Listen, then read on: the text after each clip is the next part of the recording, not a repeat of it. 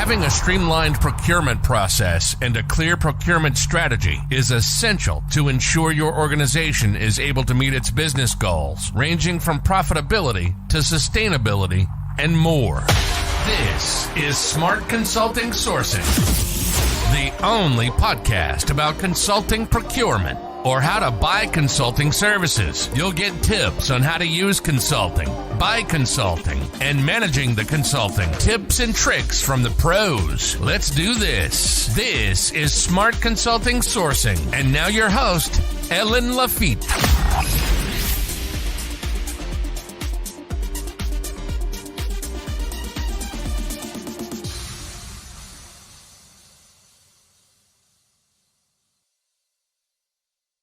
Hello, and welcome back to Smart Consulting Sourcing, the only podcast about consulting procurement. I am Elaine, and today we'll be talking about how not to fail a consulting project.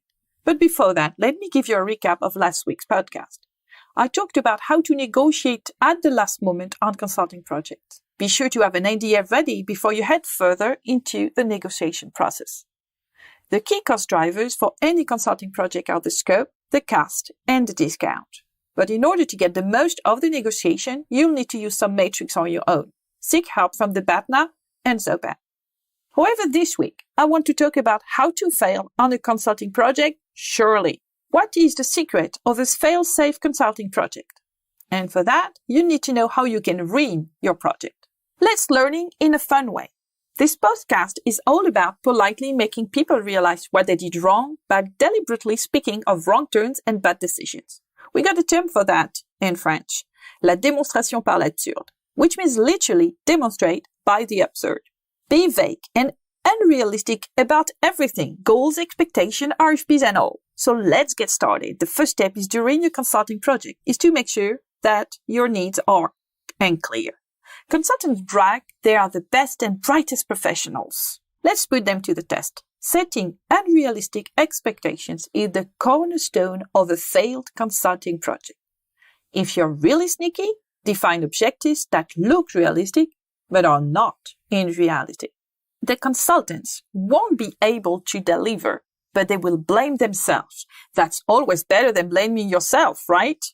Doesn't this contradict what I said in one of my previous podcasts about core competencies and sourcing capability? Yes, it does. Thank goodness we can learn from failure there. Another huge mistake that some inexperienced companies do is defining exactly what results they expect and under which form. If you really want to get the consultants lost and generate frustration on both sides, don't include deliverables in your RFP.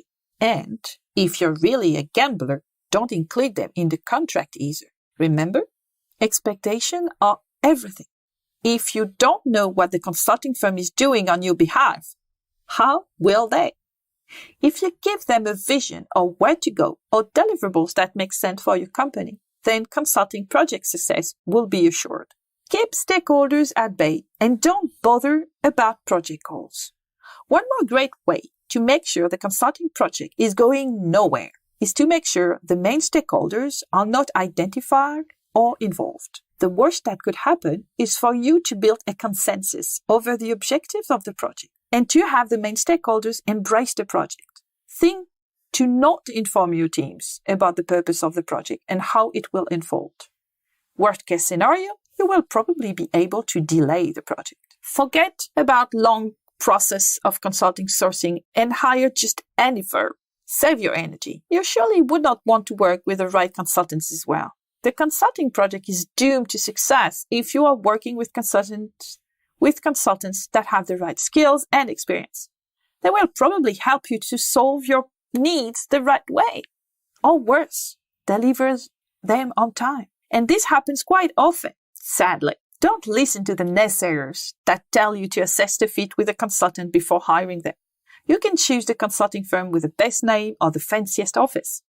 Don't listen to the consultants. And don't ask yourself if you could work with them. Even better, choose them on paper only, or grade the proposal with a set of 6 face eyes. Hell, Don't even establish a profile. Just go by instincts. Consultants are clones. They look the same. They have the same background, the same experience field. They have worked on the same projects in the same industry. Why should you care about working with the right guys? They are all the right guys. Or are they? Let's take the last one you worked with. Not the same expertise required? Who cares? Make sure there's no plan B. During the sourcing phase, be dismissive of the second runners. Be the bad guy. An angry consulting firm will most probably refuse to take on a project if the first attempt has failed. Now coming to the management part of screwing up the project, and oh boy, we've got ourselves a treat of such examples. The life of a project will be sprinkled with twists and turns. Embrace the changes in scope, whether they come from your teams or the consultants. Never ask about the potential on the workload and the price before you make your decisions. Everybody loves a surprise when receiving an invoice, right? Bring too many cooks to spoil the broth, aka your consulting project. If you've been around a bit, you know that the worst thing that can happen to a project is to have several persons in charge. You don't want the project to deliver in time and quality. Forget about the governments. Who needs a steering committee today? Besides, defining roles and responsibilities might actually help the consulting team to identify who to talk to. Don't do that. And you might think, my house, my rules. But you got it wrong. If you take control of the project and manage the consultants, your project has a fair chance to succeed. Is it really what you want? Why not let the consultants take over? They will make sure that the project follows their agenda. Don't involve the senior management in the project. Another key failure factor for a project is a lack of commitment of senior executives. But if they fully support the project, you're doomed. Your project has a very high chance to go through and be successful. When senior management is committed to a project, your teams tend to welcome the consultants and work closely with them. This is so wrong. Withhold information from the consultants. Working openly with consultants is a sure way to give them all the levers to succeed in delivering high-quality work. Forbid your teams to cooperate with the consulting teams. Threaten and punish if necessary.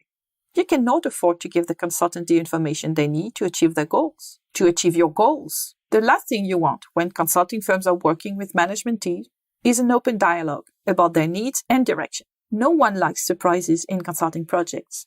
But this really takes it too far, doesn't it? Why not get rid of all consultant feedback right from the start by simply asking them if they have any question before every meeting or presentation instead of letting them provide some valuable insight into improving results? And a little bonus tip is to always bring your hidden agenda to the project. The solution is best for executive with a plan. If you really want a project to fail, you can pretend to agree with the objective and the choice of consultant and then do everything to make sure you choose the consultant that will push your agenda and not necessarily deliver on the expectation of the rest of the team.